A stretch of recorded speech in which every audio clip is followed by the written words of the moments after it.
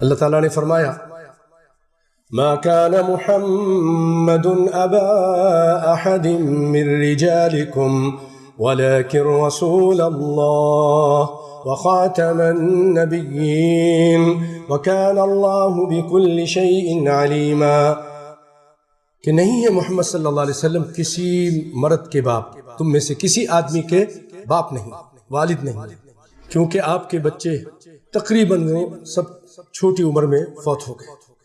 اور یہاں اس کی بھی نفی ہے کہ زید کو نبی صلی اللہ علیہ وسلم نے ایک موقع پر کہا تھا میرا بیٹا ہے، منہ بولا بیٹا، اور یہ نبوت سے پہلے کہا تھا۔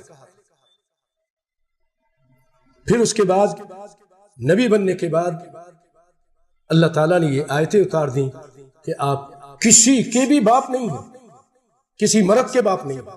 ما کان محمد ابا احد من رجالکم، پھر آپ کیا ہیں؟ ولیکن رسول اللہ، آپ اللہ کے رسول ہیں، وخاتم النبیین، آپ کے بعد کوئی نبی نہیں، انا خاتم النبیین لا نبی بعدی، میں نبیوں کو ختم کرنے والا ہوں، میرے بعد کوئی نبی نہیں۔ جو نبوت کا دعویٰ کرے گا وہ دجال ہوگا، وہ لانتی ہوگا، وہ جھوٹا ہوگا، چاہے وہ کتنی ہی تعلیم رکھتا ہو، اس کے پیچھے چلنے والے کتنے ہی لوگ ہیں۔ یہ چیزیں ہمیں جب نہیں بتائی جاتی، ہمیں سمجھ میں نہیں آتی، ہمیں معلوم نہیں ہوتا، تو بہت سارے لوگ ان فراڈیوں کے دھوکے میں آ جاتے ہیں، وہ ایسی ایسی باتیں کرتے ہیں۔ یہ مرزا غلام احمد قادیانی اور اس کے ماننے والے، کہ بہت سارے لوگ ان کے جال میں آ جاتے ہیں اور وہ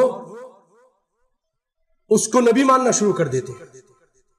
تو بہت اہم مسئلہ ہے، اس سے متعلق آئیے کچھ احادیث آپ کے سامنے پیش کرتا ہوں، تاکہ کوئی ڈاکو، کوئی ایمان کا لٹیرا ہمارا ایمان نہ لوٹ سکے، اس پہ ڈاکہ نہ ڈال سکے۔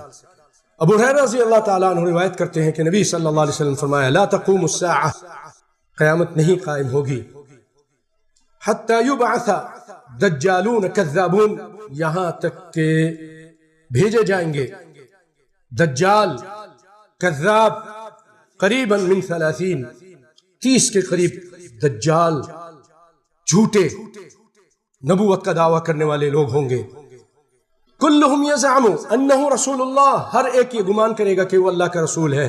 یہ بخاری کی روایت تھی، مسلم کی، ہر ایک یہ گمان کرے گا۔